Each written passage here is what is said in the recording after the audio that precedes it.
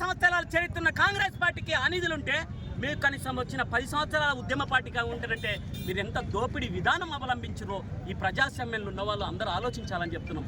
ఇంతకుముందు మా సోదరులు రాష్ట్రానికి రావాల్సిన దాని మీద చాలా చెప్పారు.